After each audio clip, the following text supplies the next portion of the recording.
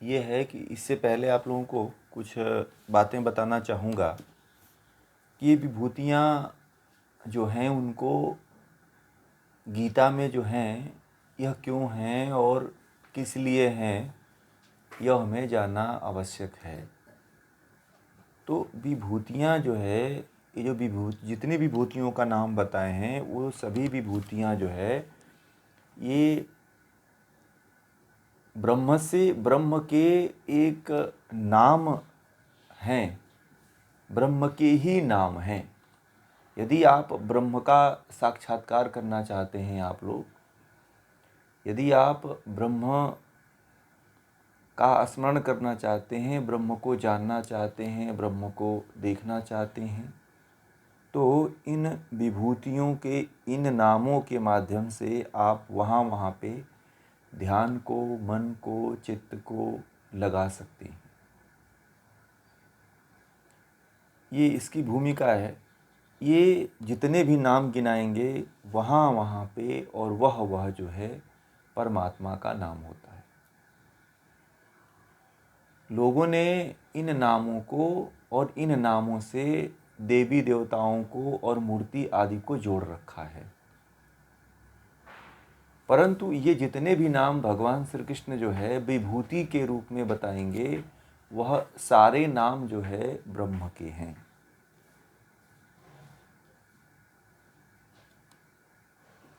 यदि आप लोग कभी ब्रह्म का चिंतन करिएगा, ब्रह्म का ध्यान करिएगा, तो इन नामों के माध्यम से आप ब्रह्म का ध्यान और चिंतन करिएगा।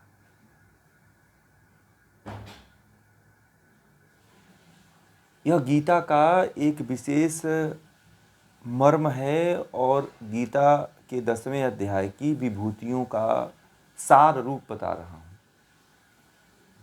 बहुत लोग जो गीता पढ़ते हैं इन नामों में ही उलझ के रह जाते हैं और इस जो जितने भी नाम यहाँ पे बताए गए हैं विभूतियों के रूप में, वहाँ तक पहुँच ही नहीं पाते। और ऊपर जो देवी देवता जो गिनाए हुए हैं बाह्य रूप से ही फंसे रह जाते हैं। वो आंतरिक देवी देवता को नहीं पूछ पाते हैं, नहीं ध्यान कर पाते हैं उनका, और वहाँ तक वो नहीं पहुँच पाते हैं। इसीलिए इस विभूति का तात्पर्य सीधे आप ब्रह्म से जोड़ के देखिएगा। आप लोग ये जितनी विभूतियों का मैं नाम लूँगा वहाँ पे वह जो है ब्रह्म है, वो ब्रह्म का नाम है।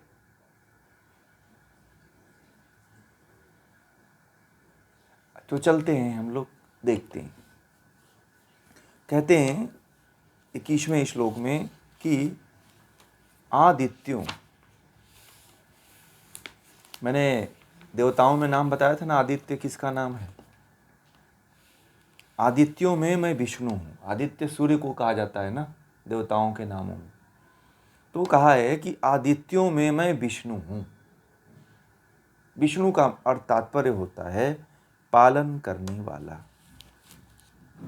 विष्णु का तात्पर्य क्या होता है? विष्णु का तात्पर्य होता है पालन करने वाला, अर्थात जो नाम है, जो विष्णु है, वो ब्रह्म है। तो ब्रह्म जो है संपूर्ण प्राणी मात्र का पालन करने वाला है, इसीलिए उसे विष्णु कहा जाता है।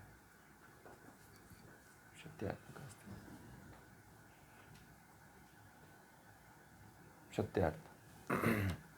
और आगे उन्होंने कहा कि ज्योतियों में दमकता हुआ सूर्य मैं हूँ। तो जो ज्योति होती है उसमें जो प्रकाश दिखाई देता है, जो चमक दिखाई देती है, उसमें क्या है? उसमें जो चमकता हुआ सूर्य है वह मैं हूँ, अर्थात वह ब्रह्म है। ठीक है, ये बड़े महत्वपूर्ण नाम हैं जिनको आप लोगों को याद रखना है।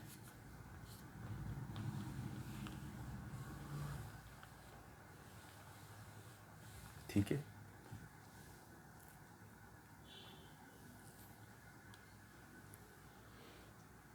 अगला जो है कह रहे हैं कि मरुदगण में मरीचि मैं हूँ। ये भी एक देवताओं का समूह है, तो इसको भी लोग देवता आदि के नाम से पूछते हैं। तो मरुदगण में सबसे ज़्यादा महत्वपूर्ण जो है वह है मरीचि। तो अगर मरीचि नाम आता है तो उसको ब्रह्म के दृष्टि से ही आपको देखना है। किसके दृष्टि से देखना है? ब्रह्म के दृष्टि से। तो मरीचि वो मरुदगण है, तो मरुदगण भी क्या है? ब्रह्म है, ईश्वर है। मरुदगण भी क्या है? ईश्वर है। नक्षत्रों में मैं चंद्रमा हूं। चंद्रमा किस श्रेणी में आता है? चंद्रमा को किसके श्रेणी में रखा गया है? नक्षत्रों की श्रेणी में रखा गया है। किसके श्रेणी में? नक्षत्रों की श्रेणी में। तो यहाँ पे जो भगवान श्री कृष्ण कह रहे हैं उस एक एक श्लोक पे ध्यान दीजिएगा। नक्षत्रों में क्या है?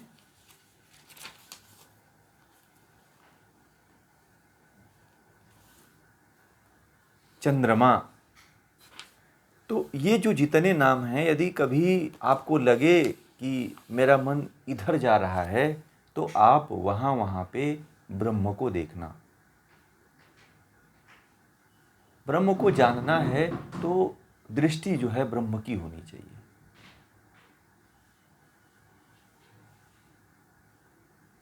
यदि आप जैसे अब कहा गया कि आदित्यों में मैं विष्णु हूँ, तो विष्णु नाम लेते ही लोगों के मन में एक चित्र उभरता है कि चार भुजाधारी हैं, शंख है, चक्र है, गदा है, पुष्प है आदि धारण किए हुए हैं, पीतांबर धारण किए हुए हैं, और वो भगवान विष्णु का रूप। परंतु जिससे मनुष्य का, मानव मात्र का जहाँ पे कल्याण होता है संसार में, वही जो कल्याण है उसी कल्याण को विष्णु कहते हैं। जहाँ पे दुष्टों का संहार होता है, मनुष्यों का पालन होता है, उसको जो वहाँ पे जो है विष्णु को देखना। जैसे कि कोई मनुष्य है या बहुत बड़े समुदाय का एक जगह पे पालन हो रहा है, तो वहाँ पे ये समझना कि वहाँ पे जो विष्णु नामक शक्ति कार्य कर रही है। कौन सी शक्ति कार्य कर रही है? विष्णु नामक एक विशेष प्रकार की ईश्वर की शक्ति है, वह कार्य कर रही है। यदि आप ब्रह्म की दृष्टि से उसे देखेंगे तो ब्रह्म को आप लोग जान पाएंगे। यदि आप ऐसा समझेंगे कि विष्णु भगवान आकर के ये प्रकट कर रहे हैं, ये कार्य कर रहे हैं, तो फिर आप ब्रह्म को नहीं जान पाओगे। ब्रह्म को जानने की एक विशेष अवस्था होती है कि ब्रह्म को गुण, कर्म और स्वभाव, ये नोट कर लीजिए आप लोग, कि यदि ब्रह्म को जानना है तो उसके गुण, कर्म और स्वभाव से जाना जाता है। ब्रह्म को जानने का और कोई दूसरा माध्यम नहीं है। कोई फोटो लगा लेता है, कोई चित्र लगा लेता है, कोई मूर्ति बना लेता है। ये चित्र, ये फोटो, ये मूर्ति तो किसी के द्वारा बनाया ही हुआ है ना। ये तो किसी कलाकार की कलाकृति है। तो क्या आप उस पालन करने वाले को आप उसके द्वारा जान सकते हो? बताइए। नहीं जान सकते हैं ना। तो कोई ना कोई ऐसा तत्व तो है कि जिसके द्वारा जाना जा सकता है, तो वह है गुण, कर्म और स्वभाव। गीता में स्वभाव की बात, बहुत लंबी व्याख्या हमने किया है स्वभाव पे, ठीक है। तो किसी को जानना हो तो उसके गुण, कर्म, स्वभाव से ही उसको जाना जाता है। आगे कहते हैं कि वेदों में साम वेद मैं हूं, देवों में इंद्र मैं हूं, इंद्रियों में मन मैं हूं, और प्राणियों में चेतना मैं हूं। वेदों में सबसे श्रेष्ठ माना जाता है सामवेद। देवों में जो देवता हैं उसमें इंद्र मैं हूँ, देवता बताया ना आप लोगों को, कौन से देवता की बात यहाँ पे भगवान श्री कृष्ण कह रहे हैं, बताइए। वो देवता राजा वाले देवता नहीं, विद्युत वाले देवता, विद्युत वाले देवता को इंद्र कहा है। क्यों? क्योंकि आपको पता है कि बिना विद्युत का कुछ कार्य नहीं होता है। विद्युत से जल बरसता है, विद्युत से हमें प्रकाश भी मिलता है, विद्युत के बहुत से कार्य हैं। विद्युत से हमें प्रकाश मिलता है, बल्ब जलते हैं, पंखा चलते हैं, मोटर चलती हैं, गाड़ियाँ चलती हैं। आज इंद्र देवता की कृपा से ही सब कार्य संभव हो रहा है कि नहीं हो रहा है, बताइए। जो आप एक जगह से दूसरी जगह पे पहुंच जा रहे हैं 10 घंटे में, 12 घंटे में, तो यह किसके द्वारा हो रहा है? इंद्र के द्वारा हो रहा है। पहले से ज्यादा कृपा अब है इंद्र देवता की, पता है आप लोगों को? पहले के समय में इतना इंद्र देवता की कृपा लोगों पे नहीं रहती थी, क्योंकि पहले के लोग जो है घोड़े पे सवार होकर चलते थे, कोई मोटर नहीं था, ठीक है। परंतु अब इंद्र देवता का भरपूर उपयोग हो रहा है। पंखे से लेकर के, एसी से लेकर के, बल्ब से लेकर के, मोटर से लेकर के, गीजर से लेकर के, बड़ी बड़ी कंपनियों के जो उद्योग धंधे हैं उनमें भी किसका उपयोग हो रहा है? इंद्र देवता ही कार्य कर रहे हैं। तो उसमें जितने भी ये तत्व हैं देवता, जो आपको 33 देवता बताया, उन सभी 33 देवताओं में कौन कार्य कर रहे हैं? इंद्र देवता ही सबसे अधिक कार्य कर रहे हैं। तो इसीलिए उन्होंने कहा कि इंद्र ही, देवताओं में मैं इंद्र हूं, और प्राणियों में मैं चेतना हूं। चेतना मतलब जीवात्मा। चेतना का तात्पर्य क्या होता है? जीवात्मा। तो जितने भी प्राणी जगत हैं उन सभी प्राणियों में मैं चेतना हूं,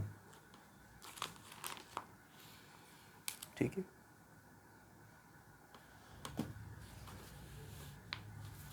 ये ब्रह्म को ध्यान करने के नाम बता रहे हैं कि कहां कहां पे ध्यान कर सकते हैं। आप एक एक नाम को नोट करते जाइएगा। पहला है आदित्य, विष्णु, सूर्य, मरीचि, चंद्रमा, सामवेद, इंद्र, मन, चेतना। ये सब ध्यान के केंद्र हैं। आगे कहते हैं कि रुद्रों में मैं शंकर हूं, यक्ष और राक्षसों में मैं कुबेर हूं, वसुओं में अग्नि हूं, पर्वतों में मेरु पर्वत हूं। सबसे जी,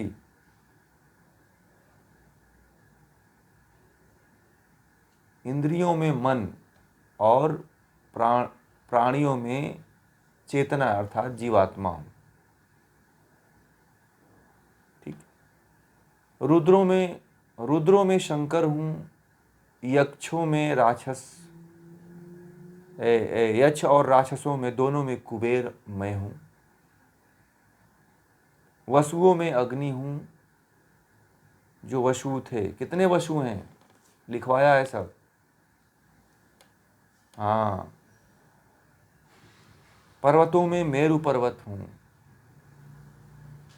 पर्वत पता है सबसे सुंदर श्रृंखला किस पर्वत की होती है? पर्वतमाला की सबसे अद्भुत, सबसे मनोहारी, सबसे उत्तम पर्वत श्रेणियां किसकी होती हैं? मेरु पर्वत की, हिमालय में है सर।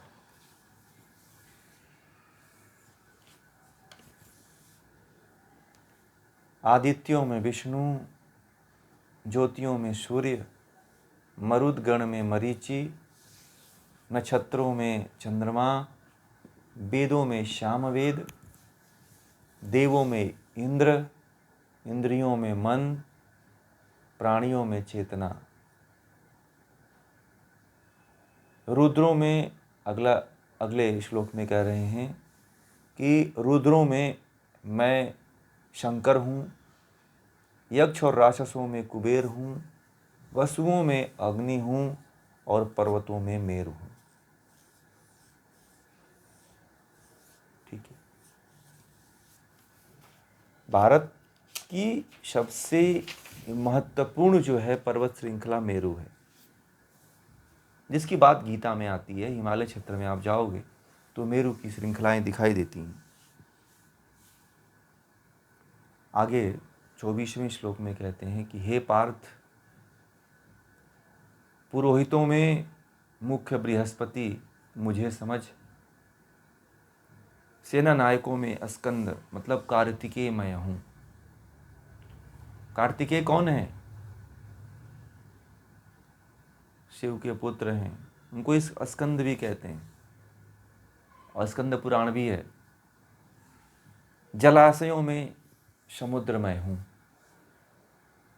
ये सब भगवान की विभूतियां हैं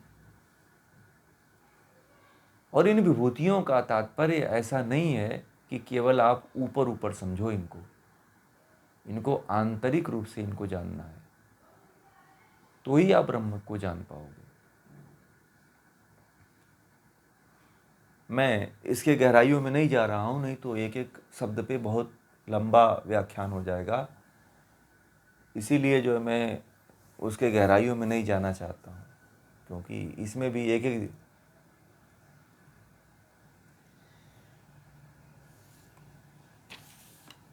रुद्र में शंकर आपके पुस्तक में है वैसे, यक्ष में और राक्षसों में कुबेर, वसुओं में अग्नि और पर्वतों में मेरु, पुरोहितों में बृहस्पति, सेना नायकों में कार्तिकेय और जलाशयों में समुद्र हूँ। तो कभी समुद्र को देखने चले, मैं एक को समझाता हूँ तो उसके द्वारा आप लोग सब लोग समझिएगा कि ब्रह्म को हम कैसे जानेंगे। जैसे मान लीजिए हमने अभी पढ़ा समुद्र, तो समुद्र को बहुत लोगों ने देखा है, बहुत लोगों ने नहीं देखा है। कोई टीवी के माध्यम से देखता है, तो कोई वीडियो के माध्यम से देखता है, कोई जा कर के देखता है। तो समुद्र को जब देखते हो तो कैसी अनुभूति होती है आपको? कोई बता पाएंगे जो समुद्र के पास गए होंगे?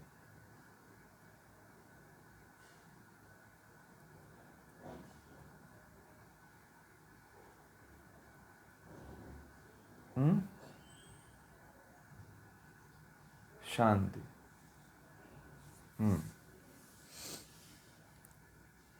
एक तो उसकी गहराई जो होती है, उसकी गहराई से हमें बहुत कुछ सीखने को मिलता है। एक इसकी कविता है कि सागर कहता है लहरा कर मन में गहराई लाओ। छोटी सी कविता है, बचपन में लोग पढ़े होंगे, आप लोग भी पढ़े होंगे। तो उसके अंदर लहर तो उठती है, परंतु वह लहर जो है बाहर से वो चंचल जरूर दिखाई देता है, परंतु भीतर बहुत गहरी शांति उसके अंदर है, बहुत बड़ी शांति है। तो कभी आप समुद्र के किनारे जब बैठना या बैठते होंगे या देखे होंगे, तो आप देखते होंगे कि एक लहर आती है और चली जाती है, आती है चली जाती है, आपको स्पर्श करती है, पानी चला जाता है, रेत चले जाते हैं, जो उसके कुछ कंकड़ पत्थर या जो भी टुकड़े हम फेंकते हैं, बोतल प्लास्टिक, वो सब किनारों पे ला के खड़ा कर देता है, लगा देता है। उससे हमें बहुत कुछ जानने और सीखने के लिए मिलता है। तो समुद्र की गहराई को जानने के लिए मिलता है। खारा होते हुए भी अपने भीतर 50 तरह के, हजारों तरह के, लाखों तरह के जीव जंतुओं को वह जीवन दे रहा है। इतना खारा होते हुए भी जीवन किसी को देना, ये कितनी बड़ी बात होती है। आपको एक दिन नमक पानी पिलाया जाए तो कैसा लगेगा? एक दिन जो है खाने में नमक ज्यादा हो जाता है तो आप खा पाते हो? फिर थाली किनारे कर देते हो, नहीं मुझे खाना नहीं है। होता है कि नहीं होता? महिलाओं को ज़्यादा पता हो।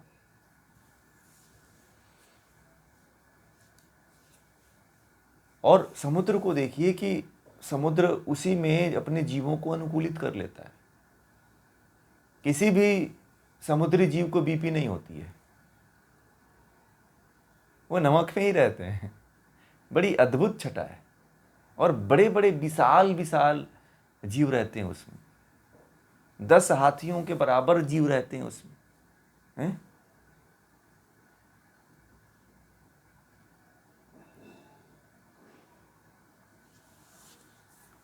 तो हमें भी जो है किसी के बारे में यदि चिंतन करना है तो उसके गुण कर्म स्वभाव के बारे में जानना है कि सागर लहराता है, गहराई भी है, अपने अपने भीतर बहुत तरह के जीवों को समेटा हुआ है, बहुत तरह के बहुमूल्य पदार्थों को अपने भीतर समेटे हुए है,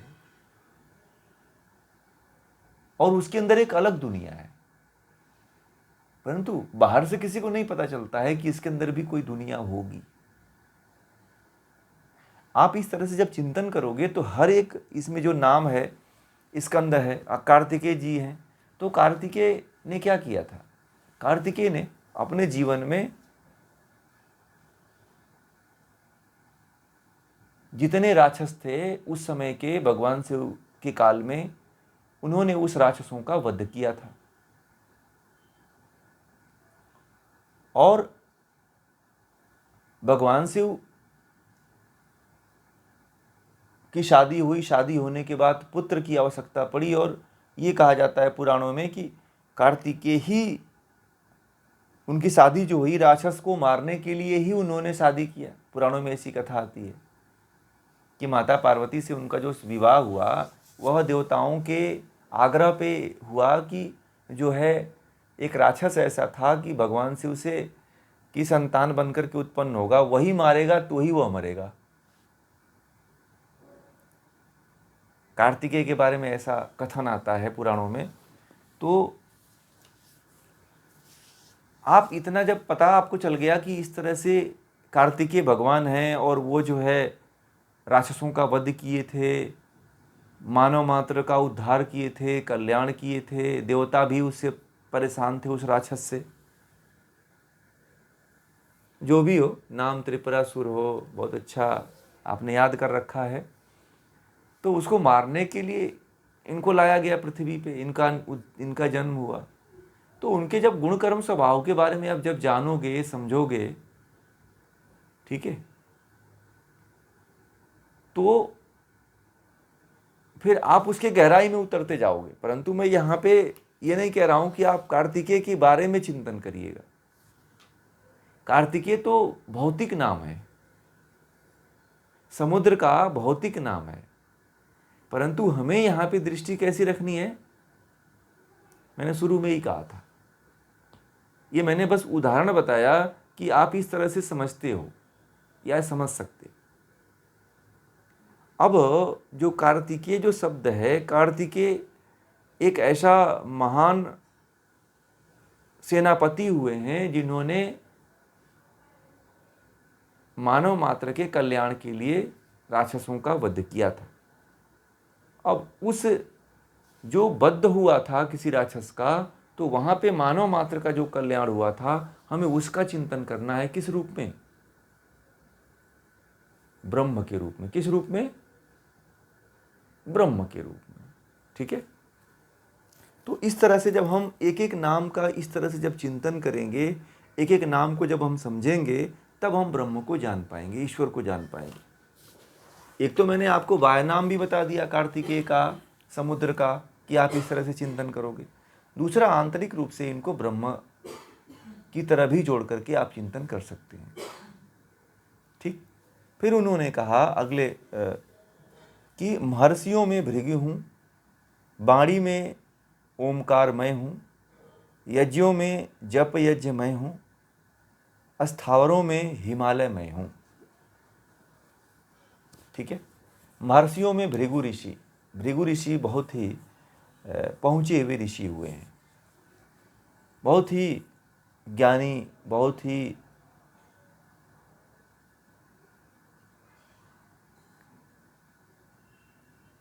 ऐसे ऋषि हुए हैं, भृगु ऋषि के बारे में बहुत से बातें प्रचलित हैं। मैं जब इनकी सीरीज लेकर के आऊँगा आप लोगों के सामने तो इन एक एक ऋषि के बारे में चर्चा करूँगा, क्योंकि बहुत ये इस पे चर्चा करना बहुत समय लगेगा इसमें। फिर वाणी में ओमकार में हूँ, तो जो वाणी हम जितने भी वाणी बोलते हैं सुबह से लेकर के शाम तक, उन सभी वाणियों में ओमकार जो है सबसे श्रेष्ठ वाणी है।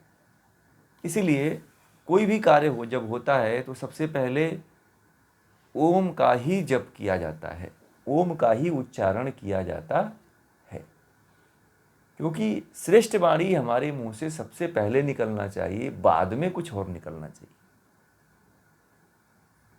तो वाणी सबसे श्रेष्ठ कौन है? ओम। तो इसीलिए जब किसी से भी आप कभी कोई कार्य प्रारंभ करना हो, किसी के साथ चिंतन करना हो, किसी से बात करना हो, किसी से मिलना हो, तो आप ओम का एक बार मुंह से उच्चारण कर लीजिए। आप चाहें तो, दिखाना नहीं चाहते हैं तो अपने मन में भी नाम ले सकते हो, ठीक है। तो मन में भी नाम लेकर के ओम का आप उच्चारण कोई कार्य प्रारंभ कर सकते हो या अंत कर सकते हो। दूसरी चीज, यदि आप यज्ञ करते हो तो यज्ञों में जप यज्ञ मैं हूं, तो जप कर सकते हो आप। और जप कई तरह के होते हैं, ठीक है ना। एक तो बोल करके जप होता है, एक जप होता है जो होठों पे चलता रहता है, और एक जप होता है जो मानसिक रूप से होता है। उनके नाम है, ठीक है। सिंपल तरीके से मैंने बता दिया। तो इस तरह से जप यज्ञों में जो है जप यज्ञ सबसे श्रेष्ठ माना जाता है। इसीलिए गायत्री आदि का जप आप लोगों को संध्या के समय में करना चाहिए, ठीक है। और आगे कहते हैं कि स्थावरों में हिमालय मैं हूँ। आजकल बहुत से पर्वत श्रृंखलाएं हैं जो नष्ट हो रही हैं और हो चुकी हैं, परंतु हिमालय को आज तक कोई भी हिला नहीं पाया। भगवान कृष्ण ने 5000 साल पहले ये बात कह दिया कि स्थावर में यदि कोई है तो हिमालय मैं हूँ। यानी कि यहाँ पे आपको ब्रह्म को देखना है। किसको देखना है? ब्रह्म को देखना है। और कहते हैं 26वें श्लोक में कि अश्वत्थ सर्ववृक्षाणाम देवर्षीणाम च नारदः गंधर्वाणाम चित्ररथः सिद्धांतानाम कपिलो मुनि। सब वृक्षों में पीपल मैं हूँ। मैंने कहा तक कहता हूँ ना कि सभी वृक्ष लगा दीजिए, परंतु आपने पीपल नहीं लगाया तो कोई भी वृक्ष नहीं लगाया, कुछ भी नहीं लगाया, ठीक है। इसीलिए पीपल वृक्ष तो जरूर लगाइए। हर व्यक्ति का एक कर्तव्य बनता है कि आप ब्रह्म को लगा के आए हो। हम लोगों ने योग महोत्सव में पीपल के वृक्ष का रोपण करके आए हैं। इसके बारे में तो कई बार बोल चुका हूँ मैं कि ये मूर्खता है लोगों की जो नहीं लगवाते हैं पीपल आदि वृक्ष, परंतु वृक्ष लगाना चाहिए। अपने छत पे भी लगा सकते हो, गमले में भी लगा सकते हो, पूजा कर सकते हो। आप जहाँ खाली स्थान हो वहाँ पे भी लगा सकते हो पीपल का वृक्ष। पीपल का वृक्ष लगाने से कोई समस्या नहीं होती है जी। हाँ हाँ, अच्छा अच्छा।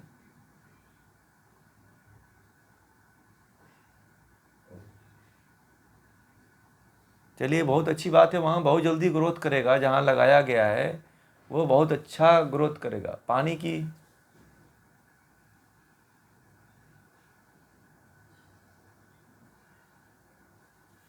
ठीक है, चलिए उनसे समय समय पे उसका हालचाल लेते रहिएगा।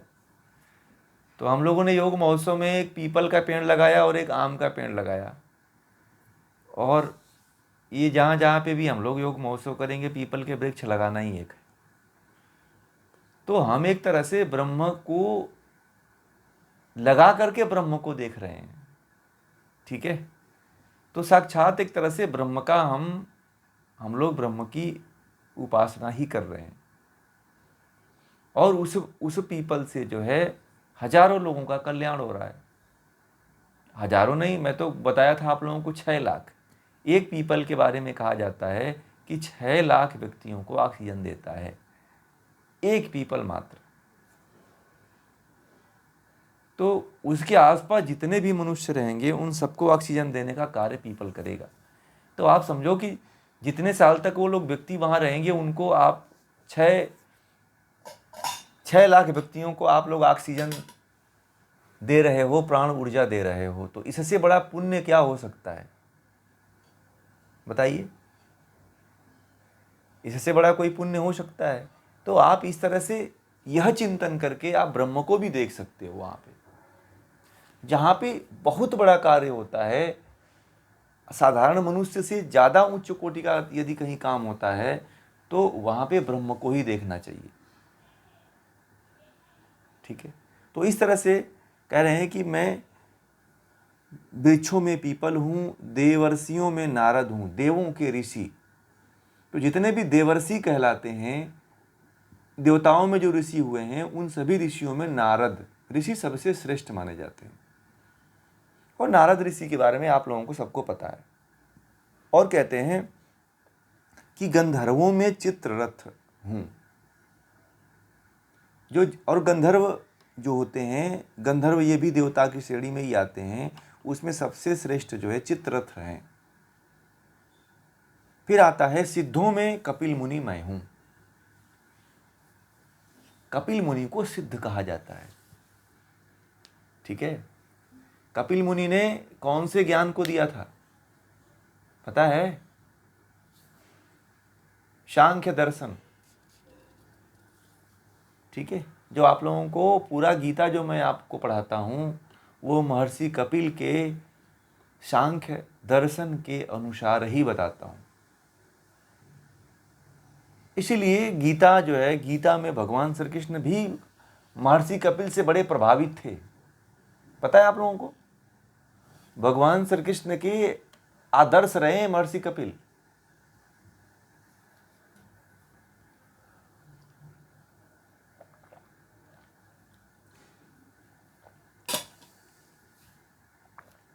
और भगवान श्री कृष्ण को जिन जिन से ज्ञान मिला था, उनका नाम इसमें लिया है उन्होंने,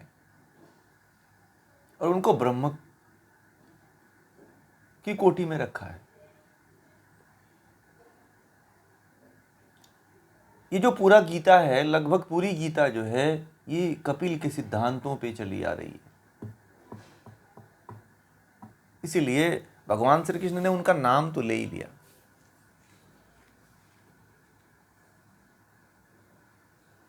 ठीक है, फिर आगे चलते हैं। उसमें कहते हैं कि उच्चै श्रवसम स्वानाम विद्धि माम मृतोत्तद्भवम् एरावतं गजेन्द्राणां नराणां च नराधिपम् आयुधानामहं व्रजं धेनुनामस्मि कामधुक प्रजनश्चास्मि कंदर्पः सर्पाणामस्मि वासुकी अनन्तश्चास्मि नागानां वरुणो यादसामहं पितॄणां मर्यमा चास्मि यमः संयमतामहम् प्रह्लादश्च चास्मि दैत्यानां कालः कलयातामहं मृगाणां च मृगेन्द्रो अहं वैनतेयश्च पक्षिणाम। बहुत ही महत्वपूर्ण बात इन श्लोकों में बता रहे हैं कि यदि ब्रह्म को देखना है तो वहाँ पे आप देखते जाओ। तो कहते हैं कि घोड़ों में अमृत मंथन के समय निकला हुआ उच्चैः स्रवाः मुझे समझ। उच्चैः स्रवा नाम एक ऐसा घोड़ा होता है जिसकी प्रजाति जो है महाराणा प्रताप के घोड़ों से मानी जाती है। वह घोड़ा जो है बड़ी बड़ी छलांग लगाने वाले होते हैं और बहुत तीव्र हवा की गति की तरह तेज चलने वाले होते हैं, कहते हैं उनके बारे में। और जिसके पास उच्चैः स्रवा नामक प्रजाति के घोड़े होते हैं, वह व्यक्ति कभी युद्ध में हारता नहीं था उस समय, जिसके पास भी ये घोड़े हुआ करते थे। ठीक है ना। तो बस मैं तो आप लोगों को बाह्य रूप से बता रहा हूं, आंतरिक रूप से तो आपको ब्रह्म ही मानना है। मैं श्रेष्ठ हाथियों में इंद्र का हाथी एरावत हूं। एरावत भी समुद्र मंथन से ही निकला था, पता है आप लोगों को, पुराणों में कहा गया है। और मनुष्यों में मैं राजा हूं, और जितने मनुष्य हैं यहाँ पे जो राजा बनते हैं, तो जो राजा बनता है, जो राजा का जो स्वरूप बनता है, वह कौन है? वह ब्रह्म है। कौन है? ब्रह्म है। क्योंकि ब्रह्म ही सबसे ऊपर रहता है, बाकी उसके बाद जितने मनुष्य आते हैं वह उसके बाद होते हैं। ठीक है। आगे कहते हैं कि शस्त्रों में वज्रमय हूँ। तो जो शस्त्र है, तो सबसे कठोर शस्त्र यह माना जाता है, हथियार जो है वज्र को माना जाता है। कहते हैं कि वज्र एक ऐसा हथियार है कि जिसके ऊपर किसी भी हथियार का प्रभाव नहीं पड़ता है, वो एक ढाल बन करके कार्य करता है, वो इंद्र के पास है।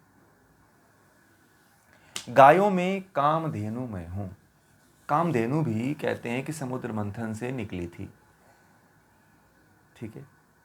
कामना की पूर्ति करने वाली गाय को कामधेनु गाय कहते हैं। क्या कहते हैं? कामधेनु।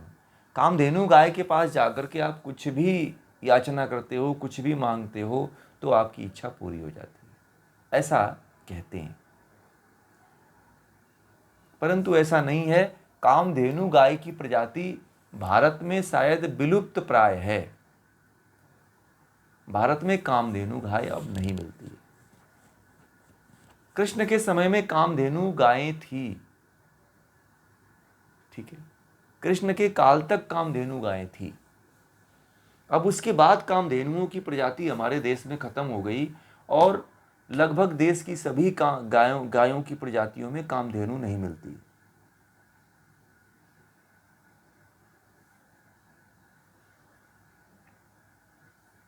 प्रजनन में कामदेव मैं हूं। प्रजनन मतलब जन्मने में कामदेव मैं हूं। सर्पों में वासुकी मैं हूं। सबसे बड़ा सर्प जो है वासुकी को कहा जाता है। वासुकी एक नाग होता है, सर्प होता है, जो सबसे जहरीला और सबसे ज़्यादा फनों वाला होता है। कई फन होते हैं उसके, कई मुंह होते हैं। कई मुंह वाला सर्प आप लोगों ने शायद देखा होगा।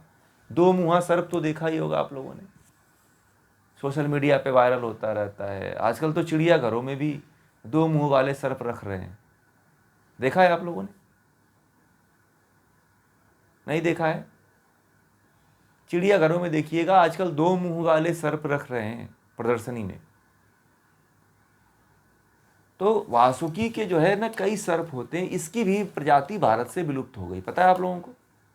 वासुकी सर्प जो है भगवान श्री कृष्ण, ये यमुना नदी, गंगा नदी आदि में पाया जाता था, वासुकी जो सर्प होते हैं। ठीक है। घने जंगलों में, वृंदावन आदि में पाए जाते हैं ये सब। भारत में अधिकांशतः वासुकी सर्प पाए जाते थे, परंतु इनकी भी प्रजाति विलुप्त हो गई। लोगों ने चुरा करके इसको विदेशों में बेच दिया। फिर आगे कहते हैं कि नागों में शेष नाग मैं हूं। अब देखिए, सर्प और नाग में अंतर होता है, पता है आप लोगों को? सर्प और नाग आप लोग दोनों एक ही मानते हो ना? हैं? एक ही मानते हो, परंतु सर्प और नाग दोनों में अंतर होता है।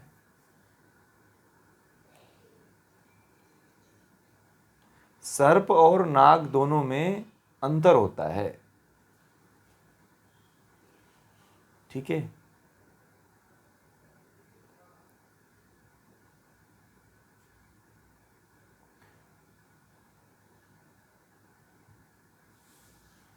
थोड़ा सा अंतर इनमें देखने को मिलता है। बहुत ज़्यादा कोई विशेष अंतर नहीं होता है, परंतु थोड़ा सा होता है। नाग जो होते हैं वह निगलने का कार्य करते हैं। क्या करते हैं? निगलने का काम। वो भी जहरीले होते हैं, परंतु वो निगल जाते हैं। जिसको अजगर कहते हैं। क्या कहते हैं? निगलने का काम तो सर्प भी करता है, परंतु बड़े बड़े जीव जंतुओं को खाने वाले होते हैं। जैसे आप भी अगर नाक की चपेट में आ गए तो आपको भी निगल जाएगा वो।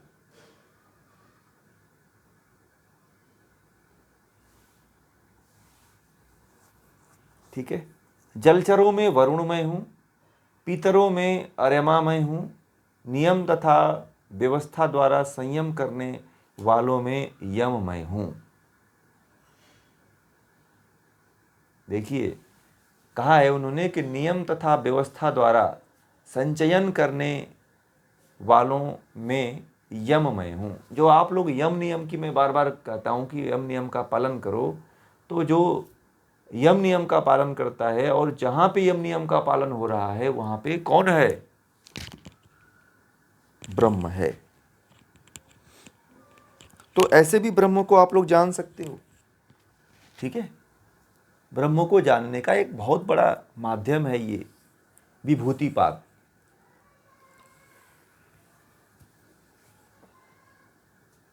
और कहते हैं कि दैत्यों में प्रहलाद में हूं,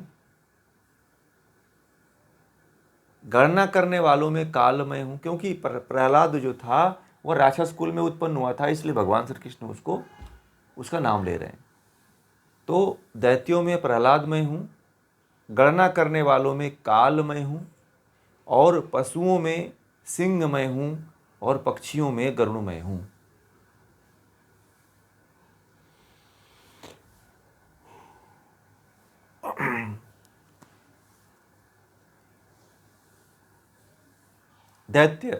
दैत्य कुल में प्रहलाद का जन्म हुआ था। गणना करने वालों में काल, समय क्या होता है? समय के द्वारा ही तो गणना होता है ना। और कहते हैं कि पशुओं में जो जितने भी पशु हैं उनमें जो शेर है, सिंह है, वह मैं हूँ, और पक्षियों में गरुड़ मैं हूँ। जितने भी यहाँ पे पक्षी हैं उन सभी पक्षियों में सबसे श्रेष्ठ पक्षी जो है गरुड़ को माना जाता है। ठीक। तो इस तरह से भगवान श्री कृष्ण ने अपनी विभूतियों के बारे में, मैंने ये 10 श्लोक लिया था आज, क्योंकि बस उन्होंने अपनी विभूतियों के बारे में बताया है, इसलिए इसमें और कुछ विशेष ज़्यादा नहीं लगा, इसलिए मैं जो है आज जो है 10 श्लोकों को लिया। ठीक है। क्योंकि विभूतियाँ इतनी लंबी लंबी हैं कि यदि एक एक पे व्याख्या करूं तो मुझे 6 महीने लग जाएंगे इसमें। ठीक है। और मैं केवल आपको बताता चल रहा हूँ कि ब्रह्म को कहाँ कहाँ देखना है। अभी तो आप लोगों के अंदर वही भाव विकसित करना है। ये भाव विकसित हो गया कि कहाँ कहाँ ब्रह्म है, किसमें ब्रह्म है, तो फिर आप भटकने के लिए आपके पास कोई और चारा रहेगा ही नहीं। ठीक है जी।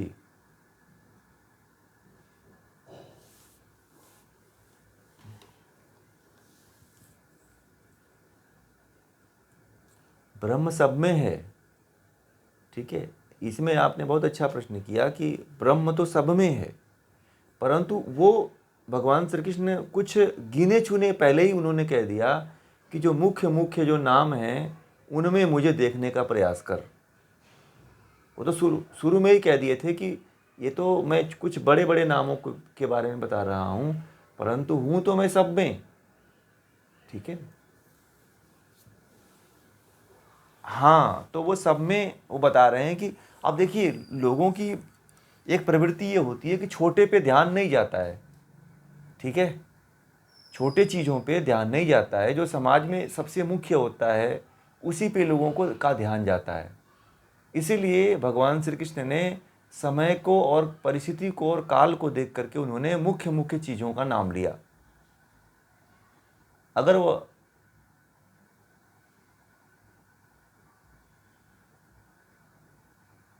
हाँ, ऐसा ही है, ऐसा ही है जो श्रेष्ठ रहेगा।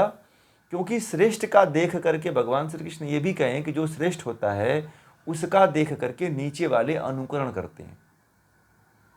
ठीक है। जो नीचे के लोग, जैसे मान लीजिए कि परिवार में आप हो, तो परिवार में आप अच्छा व्यवहार करते हो तो आपका देख करके आपके परिवार में जितने लोग हैं वह लोग भी आपकी तरह कार्य करेंगे। यदि आप गंदा कार्य करते हो तो आपका देख करके लोग क्या करेंगे? गंदा कार्य करेंगे।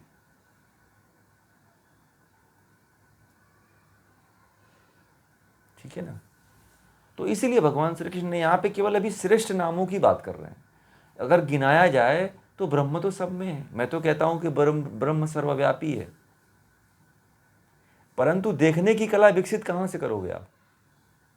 वह है यहाँ पे। ठीक है, वहां पे यदि आपको ध्यान को विकसित करना है तो मुख्य मुख्य बिंदुओं पे तो केंद्रित होना पड़ेगा, तो ही आप ध्यान कर पाओगे ना। छोटे पदार्थों पे, छोटे चीजों पे व्यक्ति कैसे केंद्रित हो पाता है? नहीं हो पाता है। ठीक है, अब देखिए क्या है कि आजकल लोगों के अंदर ये भ्रम फैल गया है कि जहां सबसे अधिक भीड़ रहती है वहां और लोग भीड़ लगाते हैं,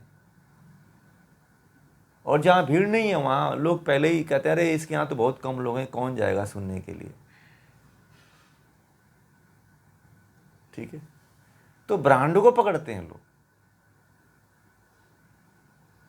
कि ब्रांडेड चाहिए मुझे, ब्रांडेड ब्रांडेड, हर चीज़ ब्रांडेड चाहिए।